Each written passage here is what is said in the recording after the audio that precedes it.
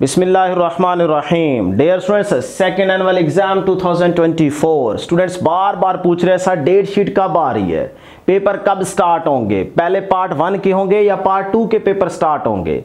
Sir part 1 और part 2 के papers में गैप कितने दिन का रहेगा। सर जी हम दाखिला नहीं भेज सके, क्या अभी भी डेट बाकी है, हम दाखिला भेज सकते हैं अभी भी।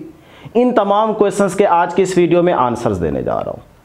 तो जिन स्टूडेंट्स ने अभी तक इस चैनल को सब्सक्राइब नहीं किया, कैंडली वो प्यार मोहब्बत दिखाएं, इस चैनल को जरूर सब्सक्राइब कर लें। तो स्टार्ट करते हैं। डियर सबसे पहले देखिएगा दाखिला भिजवाने की आखिरी तारीख, अभी भी आप दाखिला भेज सकते हैं 26/9/2024 26 तारीख लास्ट डेट है दाखिला भिजवाने की। याद रहे ये ट्रिपल फी के साथ डेट बता रहा हूं क्योंकि सिंगल फी के साथ डेट गुजर चुकी है 18 सितंबर, याद है ना, पिछली वीडियो में आपको बताया था। तो 26 तारीख लास्ट डेट है दाखिला भेजने की, ये ट्रिपल फी के साथ है। फी भी आपको पहले वीडियो में हम बता चुके हैं, ये तकरीबन मेरा ख्याल है 3000 से थोड़ी बहुत ऊपर बनेगी, 3200 या 400 बनेगा। ठीक है जी। उसके बाद डियर स्टूडेंट्स अगर आप 26 तारीख से पहले दाखिला नहीं भेज पा रहे किसी वजह से, किसी कारण, तो इसके बाद भी आप दाखिला भेज सकते हैं। मतलब आपने बाद में सोचा कि यार कुछ सब्जेक्ट इंप्रूव कर लेने चाहिए, तो फिर भी आप दाखिला भेज सकते हैं। लेकिन याद रहे फिर जुर्माने के साथ आपको दाखिला भेजना पड़ेगा। जब तक डेट शीट फाइनल नहीं आती, पेपरों से 10 दिन पहले तक आप दाखिला भेज सकते हैं। लेकिन ये याद रखिएगा 26 तारीख के बाद आपको पर डे 500 फाइन लगता जाएगा। 500 रुपये आप डेली बेसिस पे ऐड करते जाएं। जितने दिन आगे जाएंगे पेपरों से 10 दिन पहले आप दाखिला भेज सकते हैं, लेकिन पर डे इस तारीख के बाद आपको 500 फाइन लगेगा। ये है सिंपल फार्मूला। ठीक हो गया यहां तक। अब डियर स्टूडेंट्स कुछ बच्चों के ना बार बार बताने के बावजूद फिर भी कमेंट्स आ रहे थे कि सर हमने 2 साल फर्स्ट ईयर की, फिर नहीं की सेकंड ईयर, अब हम सेकंड ईयर कर सकते हैं या सारे पेपर्स हमें देने पड़ेंगे। बहुत सारे क्वेश्चंस थे। तो मैंने ना यहाँ पे आपके सामने कुछ पॉइंट्स ऐड कर दिए कि भाई अगर यहाँ पे किसी किस्म की कोई आपको प्रॉब्लम आ रही है तो वो आप देख लें। अगर इस कैटेगरी में आप लाई कर रहे हैं तो आप वेबसाइट पे जाके जो भी आपका बोर्ड है उस पे आप देखेंगे तो यही सारे के सारे पॉइंट्स वहां पे शो हो रहे हैं।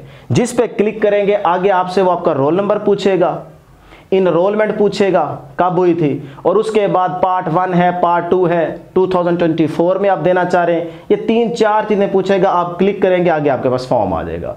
वो फॉर्म फिल करने के बाद आप चालान बैंक में जमा करवाएंगे। फी ऐड करवाने के बाद ऑनलाइन पे भी कर सकते हैं, वही फॉर्म फिर निकलवा लें।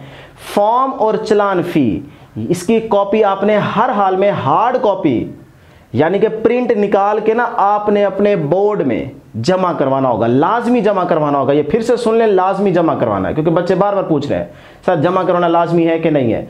भाई फी चालान की कॉपी प्लस फॉर्म जो आपने फिल किया उसका प्रिंट निकालें। ये हार्ड कॉपी आपने जाके बोर्ड में हर हाल में जमा करवानी है, टीसीएस करवा दें। अब पहली कैटेगरी देखें, फर्स्ट ईयर पास और सिर्फ सेकेंड ईयर का इम्तिहान देने के लिए।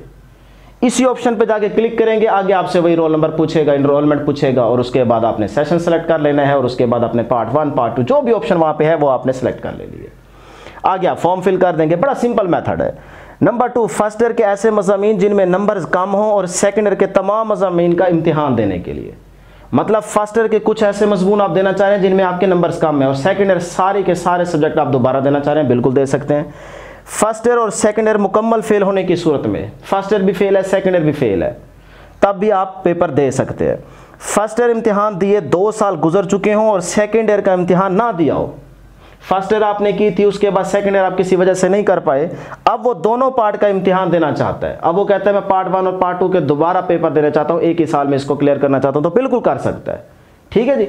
इसी तरह नंबर 5 पे और भी इसके अलावा पॉइंट्स वहां पे हैं, लेकिन कुछ पॉइंट्स मैंने यहाँ पे ऐड किए हैं ताकि हर एक स्टूडेंट को समझ आ जाए। बहुत बेहतर नंबरात के लिए यानी कि इंप्रूवमेंट मार्क्स, अगर आपके किसी सब्जेक्ट में नंबर कम है तो आप अच्छे मार्क्स लेना चाह रहे हैं, सोच रहे हैं उसका कि भाई मैं इस सब्जेक्ट को इंप्रूव कर लेता हूं, तो वो फिर वही बता रहा है कि पार्ट 1 एंड पार्ट 2 करने के लिए, यानी कि इंप्रूवमेंट एग्जाम में पार्ट 1 और पार्ट 2 के सारे सब्जेक्ट आप इंप्रूव करना चाह रहे हैं तब भी ठीक है, इस पे क्लिक करें।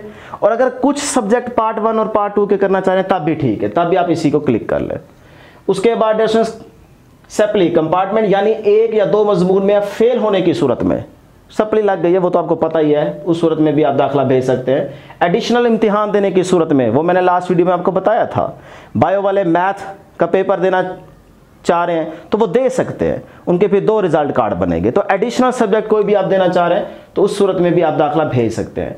पहली बार पार्ट 1 और पार्ट 2 का इकट्ठा इम्तिहान देने की सूरत में, यानी कि एक बच्चा है वो कहता है जी मैं पहले वो हिफ्स करता रह गया है, उसने अच्छा खासा आलमियत का कोर्स भी किया है, मदरसे में पढ़ता रह गया, अब वो कहता है कि यार मैंने किसी तरीके से मैट्रिक तो कर ली है लेकिन अब मैं पार्ट 1 पार्ट 2 FSC एक ही साल के अंदर करना चाहता हूँ, तो बिल्कुल कर सकता है। इस सूरत में आप आके एडमिशन भेज सकते हैं।